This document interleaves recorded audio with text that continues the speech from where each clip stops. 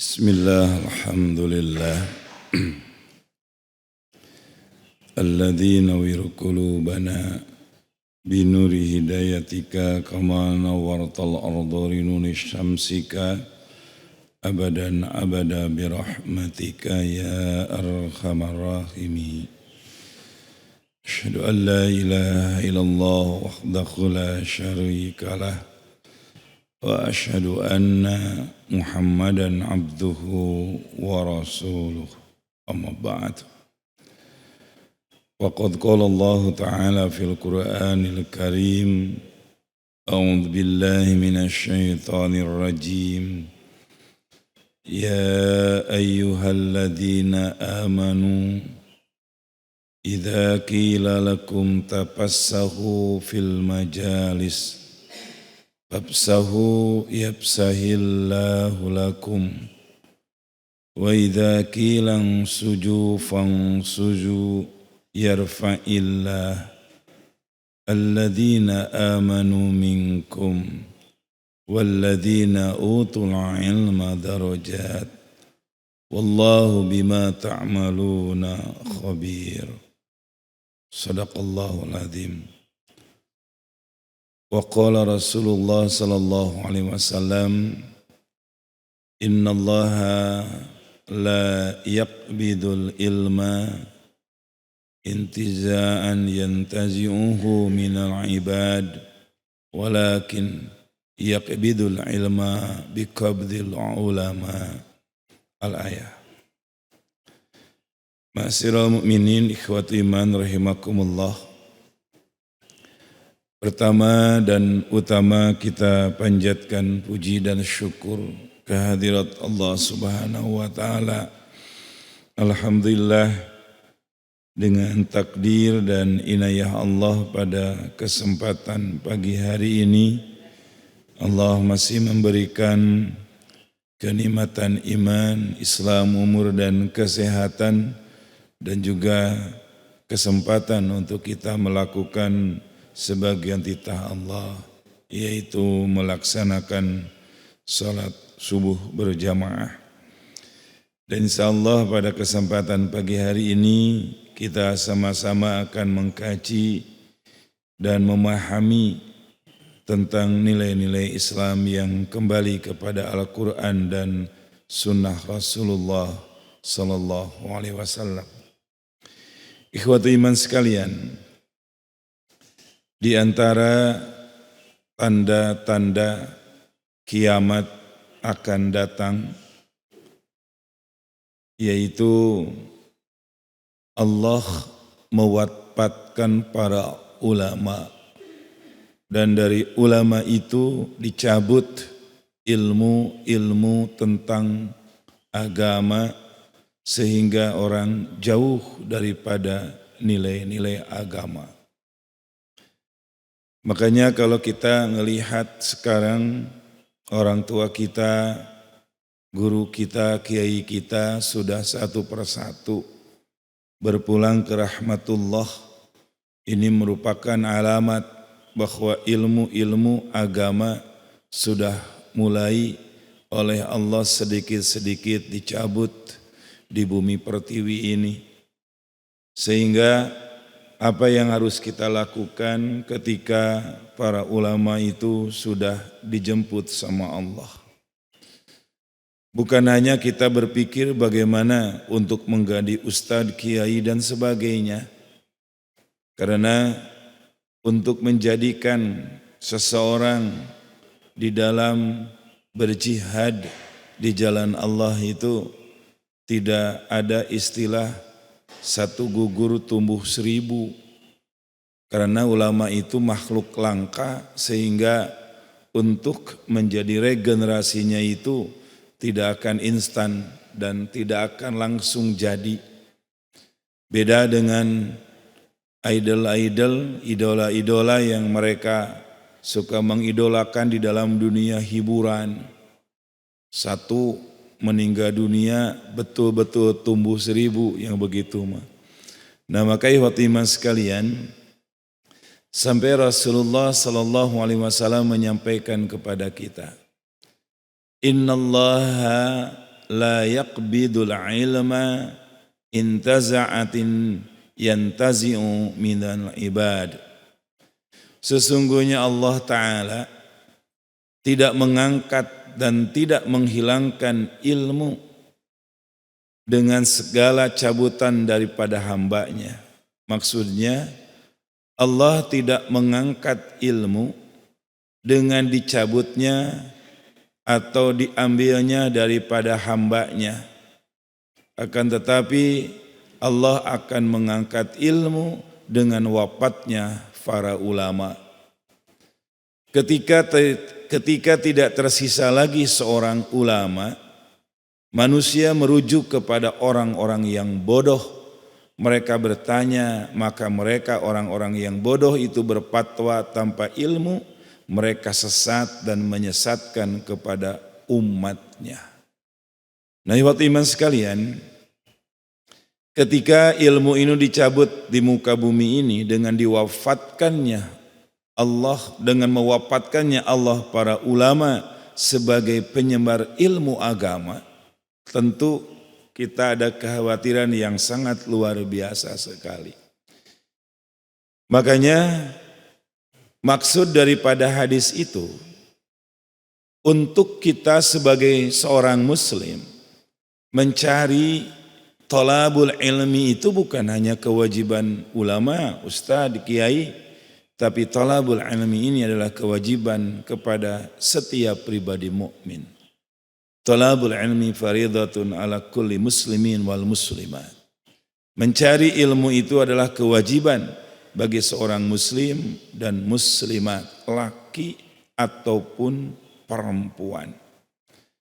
Maka ikhwat iman sekalian, Allah menyampaikan kepada kita bagaimana kewajiban kita seorang muslim, seorang yang pribadi taat kepada Allah di dalam mencari ilmu agama, sehingga Allah pun memberikan fadilah keutamaannya.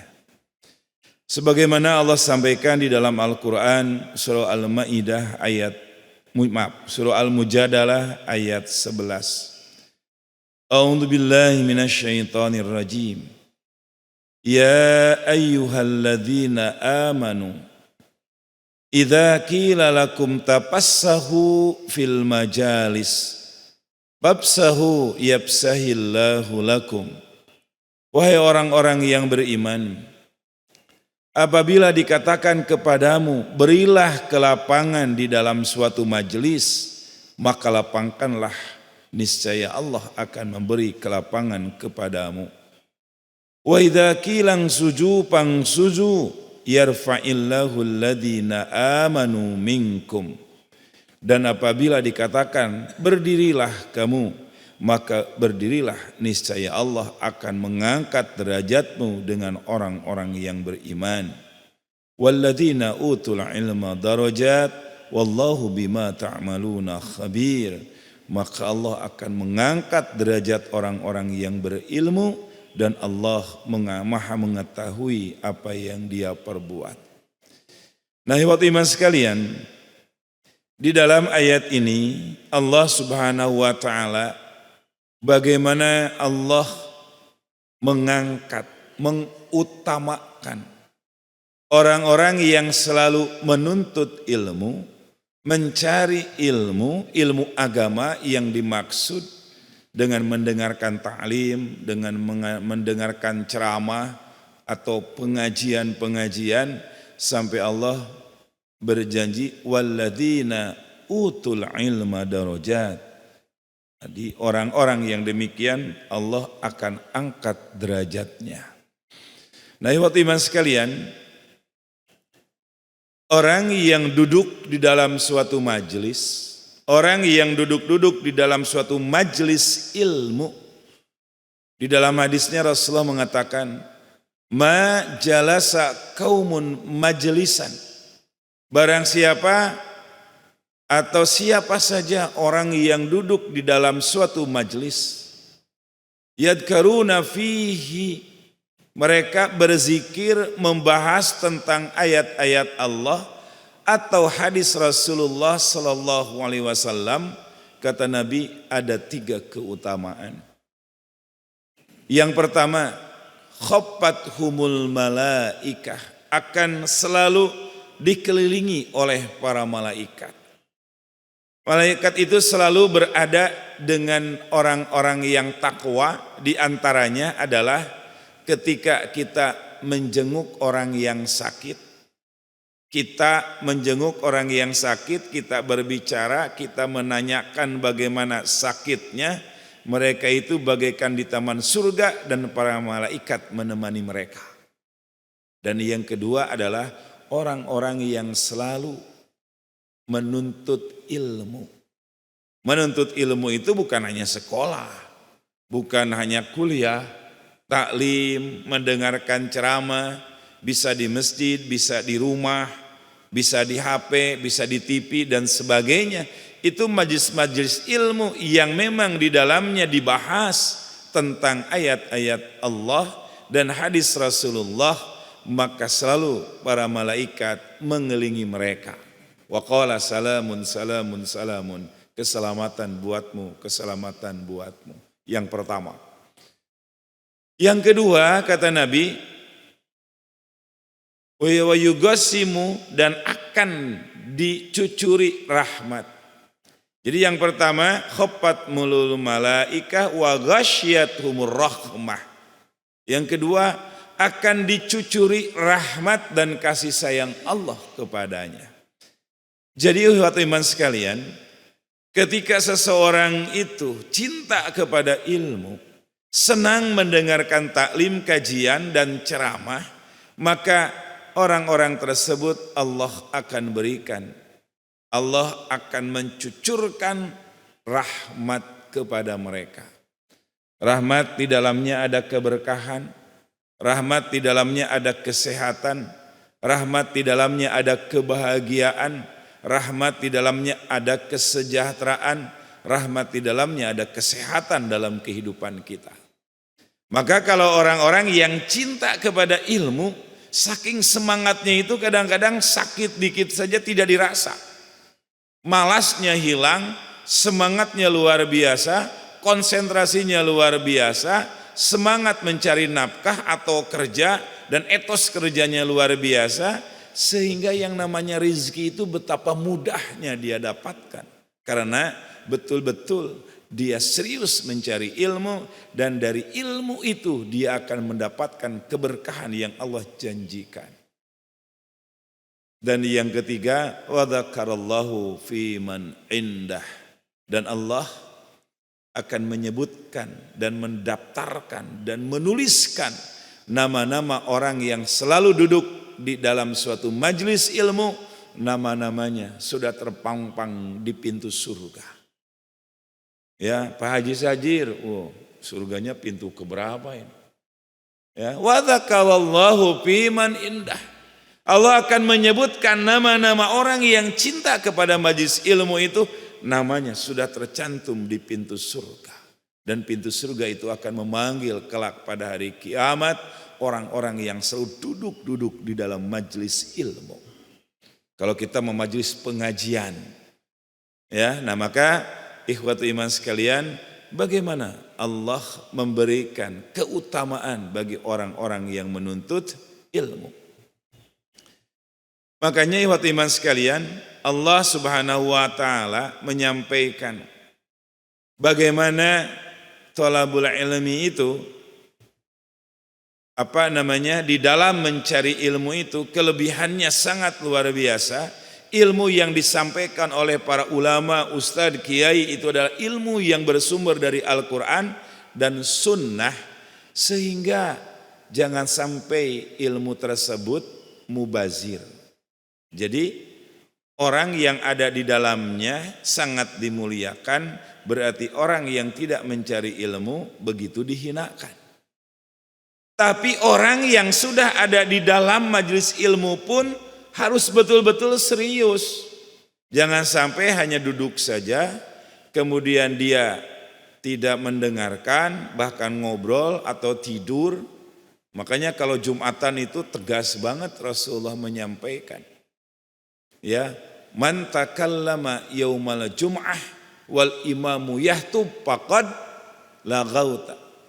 Barang siapa orang yang berbicara, ngobrol, kemudian di dalam hadis yang lain waqala ansit li sahibi, jangan berisik, khotib lagi ceramah.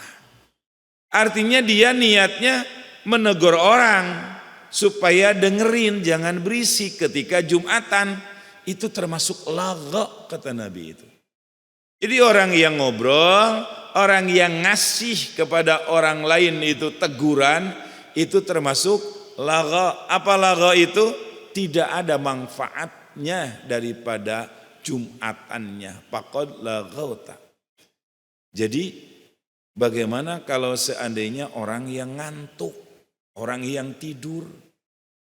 Kan di dalam hadisnya itu, barang siapa orang yang ngobrol, bahkan berkata tidak boleh ngobrol kepada orang yang ngobrol, itu kan mengganggu khatib sedang ceramah.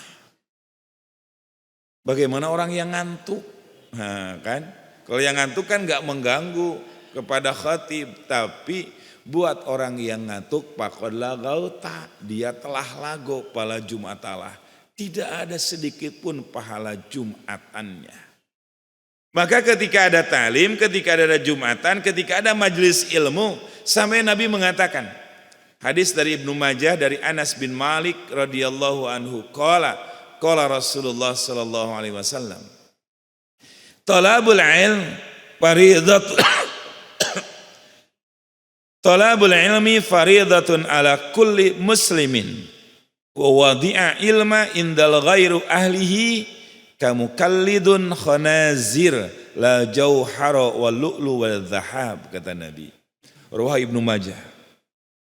Dari Anas bin Malik, Rasulullah berkata, mencari ilmu itu wajib bagi setiap muslim, dan memberi ilmu kepada orang yang bukan ahlinya dan tidak memperhatikan bagaikan mengalungkan permata atau mutiara atau emas di leher seekor babi, kata Nabi.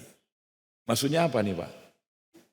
Ya, jadi yang disampaikan oleh ustadz, oleh ulama, oleh penceramah itu sesuatu yang sangat berharga, sampai kata Nabi itu bagaikan mengalungkan emas, kemudian permata, kemudian mutiara yang sangat mahal ke leher seekor babi.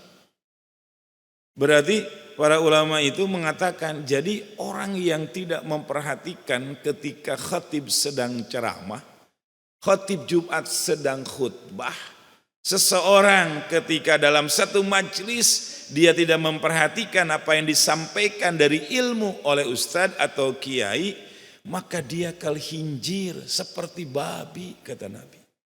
Bayangin, hina betul gitu ya. Artinya apa? Suatu majelis ilmu itu betapa dimuliakan oleh Allah. Nanti kemuliaannya saya belum sampaikan. Artinya keutamaan orang yang menuntut ilmu. Tetapi kemuliaannya Allah mengatakan, yarfa'illahu alladhina amanu walladhina utul ilma darajat. Allah akan mengangkat dan memuliakan orang-orang yang menuntut ilmu dan mendapatkan ilmunya, sehingga dia bisa menjaga dari kehidupan selamat dunia dan akhirat. Sehingga dari menuntut ilmunya betapa dimuliakan oleh Allah, sampai dipanggil namanya kelak di surga, diberkahkan nilai-nilai kehidupannya, dikelilingi oleh para malaikat. Tapi kehinaannya apa? Bagaikan seekor babi. Kalau seandainya kita duduk di dalam suatu majelis tetapi tidak memperhatikan. Kalau orang kita nyebutnya apa ya, orang Jawa Barat malaweng, ya tidur gitu kan. Sampai Nabi itu, man takallama yaumal jum'ati wal imamu yahtub alaihi faqad laghauta. Lagau itu artinya apa? Tidak ada sedikit pun pahala dari sholat Jumatnya. Jadi kalau mau tidur aja di rumah. Kalau mau berisik ngobrol aja di luar, gak usah Jumatan. Kasarnya seperti itu Nabi memberitahukan. Ya, makanya ketika kita taklim itu lebih baik jangan panjang-panjang ya Pak ya. takut nanti ngantuk. Nah, maka iman sekalian, apa saja hadis-hadis tentang keutamaan orang menuntut ilmu? Pertama, orang yang menuntut ilmu akan memperoleh pahala seperti seorang yang berjihad di jalan Allah. Di dalam sebuah hadis yang diriwayatkan oleh Imam Muslim, Rasulullah SAW bersabda, "Man kharaja fi talabul ilm fahuwa fi sabilillah hatta yarji'a." Barang siapa orang yang keluar dari rumahnya untuk mencari ilmu, fahuwa fi sabilillah, maka dia sedang berada di jalan Allah hatta yarji'a, sampai dia kembali ke rumahnya. Jadi waktu iman sekalian, Bapak-bapak dan ibu-ibu, ketika kita sedang berada di dalam majelis ilmu, di dalam suatu taklim, mendengarkan ceramah, kita sedang berada fi sabilillah. Apa sabilillah itu, Pak? Di jalan Allah. Kalau sudah di jalan Allah, sampai dia pulang kembali ke tempat tempat tinggal, jika ada musibah, jika ada kecelakaan, maka dia termasuk orang yang syahid, mati di jalan Allah sebagai syuhada. Nah, makanya iman sekalian, ketika seseorang itu berangkat mau ke masjid, kemudian mau sholat, kemudian ada taklim diniatkan oleh Allah untuk ibadah sholat berjamaah, kemudian kita juga lanjutkan untuk mencari ilmu. Fa innahu fahuwa fi sabilillah, sesungguhnya dia sedang berada di jalan Allah. Kalau di jalan Allah, di mana ketika sedang kita melakukan perintah-perintah dari yang Allah sampaikan kepada kita, inda mata miratan syahidan, ketika itu dia meninggal, dan meninggalnya dalam keadaan syahid di jalan Allah. Masya Allah. Maka waktu iman sekalian, ada Imam Syafi'i itu diceritakan dalam kisahnya, beliau itu berguru sama Imam Abu Hanifah. Ketika beliau itu berguru, bisa bayangkan dia itu ingin berguru sama gurunya, jaraknya itu jauh sekali. Katakanlah mungkin dari Jakarta ke Bogor entah berapa kilo. Ya, ketika dia berangkat ba'da Isya, jalan kaki, kadang-kadang naik kuda atau unta. Ketika dia mau ngaji, berangkatnya itu ba'da Isya, kemudian dia sampai itu subuh, menjelang subuh. Karena Imam Hanafi selalu menyampaikannya itu ba'da sholat subuh, kayak kuliah subuh kayak kita. Ternyata dia berangkat itu jam 8 malam sampai jam 4 pagi. Berapa jam, Pak? Ya, dari jam 8 sampai jam 4 pagi. Berapa jam, Pak? 8 jam. 8 jam dia menempuh perjalanan untuk mencari ilmu. Pengajiannya cuma setengah jam. Kalau bolak-balik berapa jam? 16 jam pengajiannya, setengah jam. Ya, jadi seolah-olah 8 jam, bolak-balik 16 jam, pengajiannya cuma setengah jam. Bisa bayangkan bagaimana para sahabat, para ulama, orang-orang yang mencintai ilmu, mengorbankan dirinya itu dengan perjalanan yang begitu lama, tetapi mendapatkan ilmunya sebentar, sedikit, sebentar waktunya, tetapi ilmu itu sangat berharga buat mereka.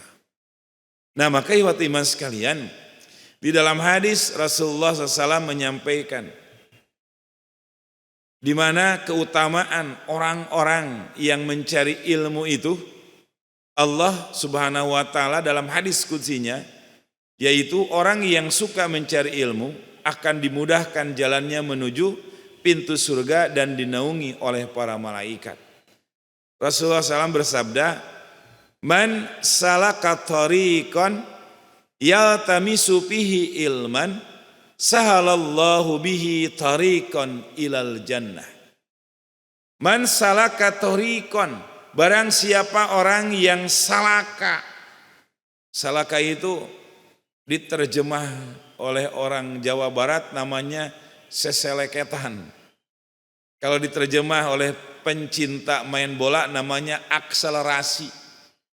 Kalau diterjemah ibu-ibu yang suka ke pasar, ke supermarket, di banyak orang, di pasar penuh orang, di supermarket punya orang, jalannya pingin cepet. Jadi apa namanya Pak? Zigzag. Ya, wah, menembus keramaian orang. Namanya gitu. Jadi kalau main bola namanya akselerasi. Jadi man salaka thariqan, barang siapa orang yang mencari ilmu, thariq mencari jalan untuk mencari ilmu itu, ya tamisu fihi ilman. Barang siapa orang yang susah payah dengan semangat mencari ilmu, sahalallahu thariqan ilal jannah. Niscaya Allah akan memudahkan dia menuju pintu surga. Ini luar biasa waktu iman sekalian. Allah Subhanahu wa taala dan Rasulullah SAW memberikan contoh kepada kita. Yang namanya mencari ilmu itu susah. Yang namanya mencari ilmu itu berat. Makanya kita suka nasihatin kepada anak kita ketika mau sekolah, ketika mau kuliah, ketika mau ujian. Beratnya menjadi guru, beratnya menjadi orang tua yang selalu memberitahukan, memberi semangat, membimbing anak-anaknya. Apalagi anak-anaknya baru masuk disuruh belajar, ngapalin tiap malam, waduh harus dibimbing, harus betul-betul diarahkan dan sebagainya. Mencari ilmu itu susah, mengajarkan anak itu susah. Makanya Allah membahasakannya man salaka thariqan. Barang siapa orang yang susah payah mencari ilmu. Bayangin anak-anak itu subuh-subuh harus bangun, mandi, kemudian berangkat. Berangkatnya semangat, bawa baju, bawa buku, bawa makanan sekarang anak-anak itu. Kemudian berangkat pagi-pagi, orang tua nganterin, ya. Kemudian pulang nanti siang dalam keadaan lelah, letih, ngantuk, capek, berkeringat anak itu. Pulang itu langsung tidur aja. Kemudian tidur, main sebentar, malamnya sorenya harus belajar lagi dan orang tua membimbing. Bisa bayangkan Pak, anak dari mulai SD, SMP, SMA sampai perguruan tinggi, apalagi anak mau ujian, apalagi anak-anak kita mau sidang. Kadang-kadang nggak tidur. Ya, kadang-kadang anak-anak menyebutnya SKS. Kalau mau ujian itu Pak, apa SKS itu? Sistem kebut semalaman dia nggak tidur belajar sampai dia itu terkantuk-kantuk, bangun lagi kayak orang stres. Apabila ujian, ujian itu lulus apa enggak? Anak bukan hanya anak, orang tuanya juga stres. Kenapa? Betul-betul berat mencari ilmu itu. Ya. Nah, tapi sampai Allah dan Rasulnya mengatakan sahalallahu thariqan ilal jannah. Dia akan mendapatkan mudahnya dia menuju pintu surga. Ya, taklim itu berat gak Pak? Ya, menghadiri pengajian itu berat gak Pak? Berat. Ya, kadang-kadang cari senderan gitu Pak ya. Kadang-kadang nahan ngantuk gitu kan. Kadang-kadang nahan pegel. Yang namanya ki udah lurus, udah bengkok ke kanan, udah bengkok ke kiri. Iya kan? Kita kuatkan badan itu. Ya, nggak ada di sini taklim sampai 1 jam nggak ada ya. Iya, artinya apa? Karena kita mencintai ilmu, duduk di dalam suatu majlis, keutamaannya sangat luar biasa sekali. Maka kadang-kadang orang mau ngaji dulu, mau taklim dulu, artinya apa? Dia menyempatkan sewaktu semepet mungkin untuk dia mendapatkan pahala, mendapatkan ilmu dari taklim itu. Ya, makanya Nabi mengatakan sahalallahu thariqan ilal jannah. Kemudian yang ketiga, menuntut ilmu itu mempunyai keutamaan lebih baik daripada orang yang sholat 100 rakaat. Ya, ini hadisnya dari Ibnu Majah. Rasulullah SAW bersabda, ini sedang menasihati ya Abadar. Kata Nabi, ya Abadar, lan taqdau fatu'allima ayatin minal kitabillah khairul laka min antusalliya mi'ata rak'atin.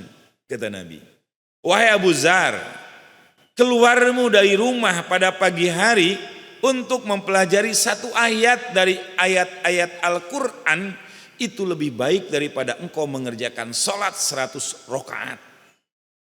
Ya, jadi waktu iman sekalian, ketika kita berangkat dari rumah untuk mendengarkan taklim, mendengarkan ceramah, kuliah subuh, hanya kita mendengar satu ayat dari apa yang disampaikan oleh ustaz, oleh kiai, itu lebih utama daripada engkau sholat sebanyak 100 rakaat. Sholat apa 100 rakaat? Iya, maksudnya sholat subuh itu 2 rakaat, sholat qobliyah subuh itu 2 rakaat. Sebaik-baiknya sholat ketika itu rakaatnya lebih banyak 100 kali. Ternyata kita mendengarkan taklim di dalam majelis ilmu, dibacakan satu ayat lebih utama daripada kita sholat sebanyak 100 rakaat. Nah, ikhwati iman sekalian, bagaimana Allah memberikan kepada kita stimulan, ya, artinya supaya kita betul-betul di dalam mencari ilmu itu kita betul-betul serius sehingga kita mendapatkan keutamaan dari Allah Subhanahu wa ta'ala. Kemudian ikhwati iman sekalian, dalam adab menuntut ilmu. Di dalam adab menuntut ilmu, yang pertama meluruskan niat kita dalam mencari ilmu. Ketika kita mencari ilmu untuk apa? Ya, karena seseorang ada mencari ilmu, ada mencari harta. Harta perlu enggak, Pak? Perlu. Ilmu perlu enggak? Perlu. Ketika kita sudah dapatkan ilmu dan harta, berharga yang mana? Dua-duanya berharga, Pak. Ya, tapi ketika kita sudah dapat ilmu, mana yang lebih fadilah, manfaatnya lebih besar? Kalau bapak dan ibu punya harta, kita yang menjaga harta. Tapi kalau kita punya ilmu, ilmu yang menjaga kita. Jadi kalau dua-duanya luar biasa, kita dijaga oleh ilmu, punya harta, harta yang menjaganya kita, sehingga harta jangan mencelakakan buat diri kita. Apa Ustaz? Harta mencelakakan diri kita? Banyak orang yang punya harta, punya kenikmatan dunia, tetapi tidak digunakan di jalan Allah, bahkan dibuat untuk berbuat maksiat kepada Allah. Itu harta, itu kekayaan tidak menyelamatkan kita, tapi kelak menjadi beban buat kita semua. Nauzubillah min dzalik. Maka kalau orang dia punya harta kekayaan, dia punya ilmu agama, ilmu menjaga dirinya, dirinya juga akan menyalurkan harta-harta itu sebagai kehormatan di dunia dan keselamatan di akhirat. Di antara untuk meluruskan niat itu adalah satu, melaksanakan perintah Allah dan Rasul-Nya. Jadi ketika kita mendapatkan ilmu, itu adalah perintah Allah, itu adalah perintah Nabi. Sami'na wa ato'na, dengarkan dan taati. Sampai di sana? Tidak. Nomor 3-nya waf'alna, amalkan. Ilmunya sudah tahu, hadisnya sudah hafal, ayatnya sudah ketalar. Tahu itu perintah tapi tidak melaksanakan dan tidak mengamalkan. Ya jelas, buat apa ilmu itu kalau tidak diamalkan? Makanya kenapa Allah itu dia memuliakan orang-orang yang mencari ilmu. Dengan ilmunya dia menjadi orang yang terhormat. Di dalam kepalanya dia punya ilmu Al-Quran, ilmu hadis. Kemudian dia diamalkan menjadi orang-orang yang terjaga daripada dosa dan kemaksiatan. Mulia di dunia, di surga masuk, di akhirat masuk surga, jannah. Itu kan luar biasa sekali orang-orang yang cinta kepada ilmu. Yang kedua, memerangi kebodohan agar tidak dibodohi oleh orang lain. Sehingga kalau orang selalu dia mencari ilmu, ilmu apa saja. Ilmu nyopet boleh nggak, Pak? Ya, ilmu nyopet boleh nggak, Pak? Boleh. Sekarang rame ya pesulap apa? pesulap merah kan. Tapi pesulap merah agak bener, ada benernya juga itu kan, membuka aib-aib, tetapi wah serentakan ya para pesulap-sulap itu membuktikan kedijayaannya begitu kan. Padahal mah kalau betul-betul orang ada yang menantang, itu pesulap merah tuh nantang kan begitu kan. Sudah ada aja santet gitu kan. Sudah ada tuh kirim setan kepada dia, ternyata dia ya silakan kirim santet apapun gitu kan.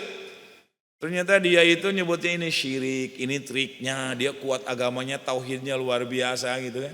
Ini mudah-mudahan ini pesulap merah tuh benar-benar mau menghancurkan ya sulap-sulap yang memang itu menggunakan kekuatan setan gitu kan. Nah maka ikhwat iman sekalian, ketika kita sudah mendapatkan ilmu, maka ilmu itu akan menjaga kita. Sehingga kita akan terbebas daripada kebodohan, dan kelak di akhirat pun Allah akan muliakan dia masuk ke dalam surga. Yang ketiga, mempersiapkan masa depan yang lebih cerah dan terarah.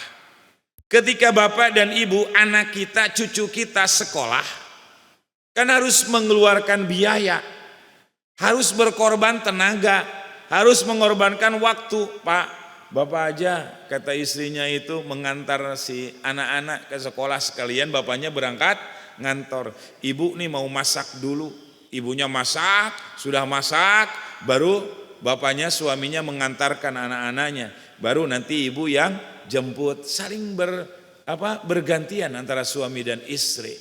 Bukankah itu pahala?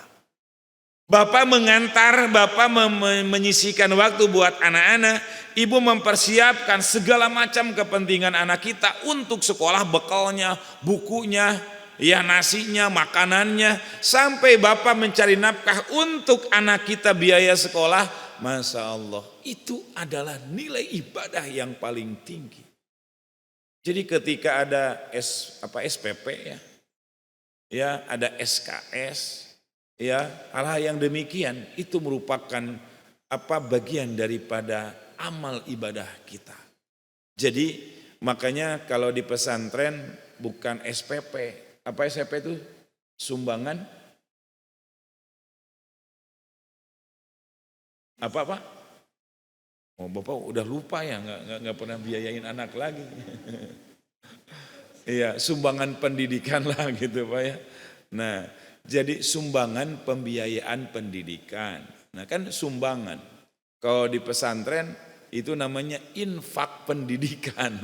Nah, gitu Pak. Jadi ketika bapak dan ibu itu membayarkan SPP kita, anak kita, membayarkan kegiatan apa saja, itu merupakan bagian daripada sedekah di jalan Allah. Makanya membiayai, memperhatikan, membimbing, mengantarkan, menyiapkan, Masya Allah. Nanti ketika anak itu sudah punya ilmu, anak itu mendapatkan ilmunya, anak itu bisa menjadi harapan orang tua, masa depannya cerah, siapa yang bahagia? Orang tuanya. Makanya orang tua ketika anaknya lulus dari satu tingkat SD, bangganya bukan main. Ketika anak itu di TK bisa tampil, bangganya bukan main. Punya kemampuan, dia cerdas, dia pintar. Dia sudah SMA, lulus, masuk perguruan tinggi. Wah syukuran bapaknya itu. Ya ketika anaknya itu kuliah ternyata lulus, itu syukuran lagi orang tuanya itu. Kenapa? Rasa syukur kepada Allah ketika anak kita mendapatkan sesuatu yang dia menjadikan mulia buat dirinya. Ya padahal ilmunya nanti buat dia sendiri. Orang tua cuma menghantar, orang tua cuma mendukung, orang tua cuma mendorong, orang tua cuma membiayai. Sehingga kebahagiaan itu buat orang tuanya. Sehingga anak ketika dia sukses, ketika dia berhasil, jangan lupa keberhasilanmu gitu kan. Bukan hanya keberhasilan oleh diri kita sendiri, tetapi keberhasilan itu bisa yang paling dominan adalah dari orang tua kita. Bapak yang membiayai biayanya, ibu yang mendoakan tiap malam dan mengantarkan kepada kita. Coba Masya Allah. Jadi ketika betul kata Habibie ya, Habibie mengatakan kesuksesanku tidak mungkin dengan ikhtiar saya sendiri. Tapi kesuksesanku ada di balik saya, ada dua wanita yang sangat berharga buat saya. Siapa dua wanita itu? Ibu dan istrinya. Ibu sejak kecil membimbing dia, sejak kecil membiayai dia, sejak kecil dia mengasuh dan menjadikan saya menjadi laki-laki dewasa dan sukses. Dan lebih sukses lagi adalah ketika saya mendapatkan istri yang mendukung dalam karirnya. Nah, maka ikhwati iman sekalian, kita tidak boleh ketika kita betul-betul sukses di dunia ini, lantas kita melupakan orang-orang yang berjasa buat kita. Nah, maka ikhwati iman sekalian, disinilah ilmu itu akan menjadikan kebahagiaan yang menuntutnya dan yang memberikan faidah dan yang memberikan dukungan pembiayaannya. Makanya di tempat-tempat yang lain dan mudah-mudahan di sini ya ada orang tua asuh, orang tua yang membiayai anak yatim, anak tidak mampu, kemudian dibiayain SPP-nya. Kenapa demikian? Karena ketika kita memberikan pembiayaan kepada orang-orang yang tidak mampu, dia ternyata menjadi anak yang pintar, yang soleh dan solehah.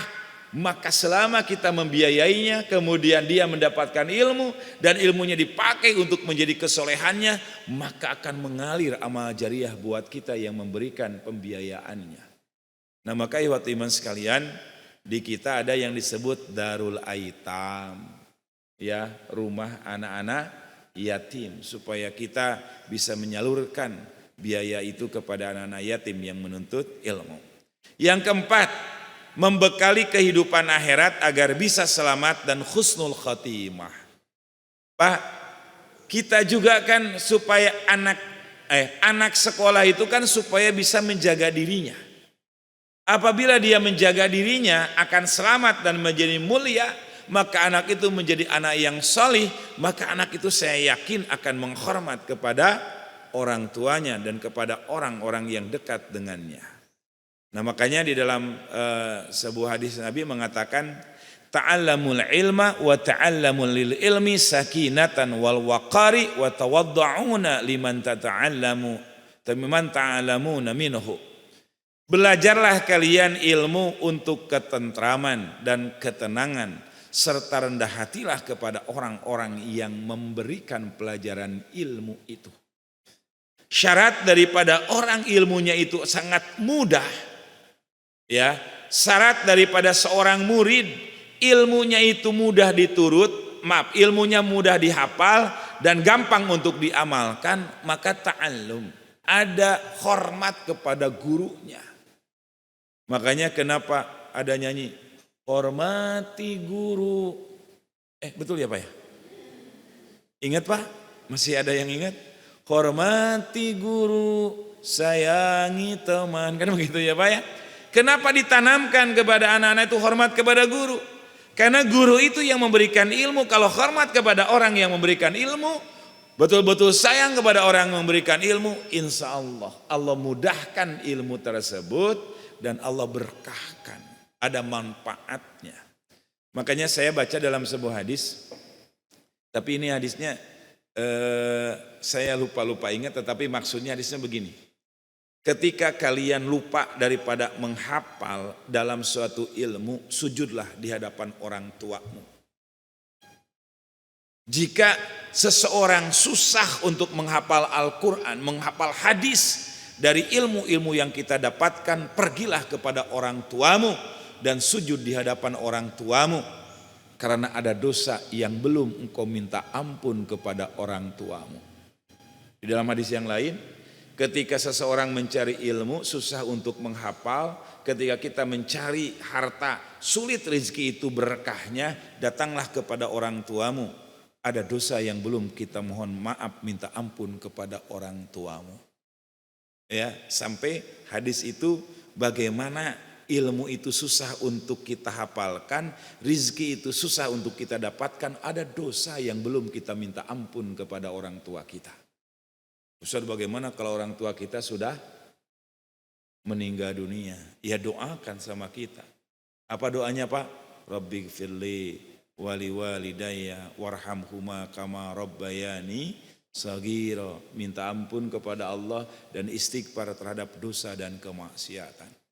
Nah, maka ikhwati sekalian, inilah keutamaan-keutamaan orang yang mencari ilmu, dan duduk-duduk dalam suatu majelis ilmu, majelis ta'lim dan sebagainya, dan ini merupakan bagian daripada ibadah yang termulia. Maka tadi Abadar itu pagi berangkat hanya memahami satu ayat itu lebih utama daripada sholat sebanyak 100 rakaat. Ini menunjukkan bahwa ilmu itu sangat-sangat kita dambakan dan mencari ilmu merupakan kemuliaan buat kita semua. Saya kira itu mungkin ikhwati iman sekalian yang bisa kita bahas pada kesempatan pagi hari ini. Mudah-mudahan menjadi pendorong untuk kita selalu nikmat kita beribadah di dalam majelis ilmu, mendengarkan ta'lim, dan insya Allah Allah berikan kemuliaan kepada kita di dunia dan Allah menyiapkan surga buat kita semua di akhirat kelak. Akhirul kalam, subhanaka Allahumma wa bihamdik wa ashhadu an la ilaha illa anta wa astaghfiruka wa atubu ilaik. Rabbana hablana min azwajina wa dhurriyyatina qurrata a'yun waj'alna lil muttaqina imama. Rabbana atina fid dunya hasanah wa fil akhirati hasanah wa qina adzabannar. Wassalamu alaikum warahmatullahi wabarakatuh.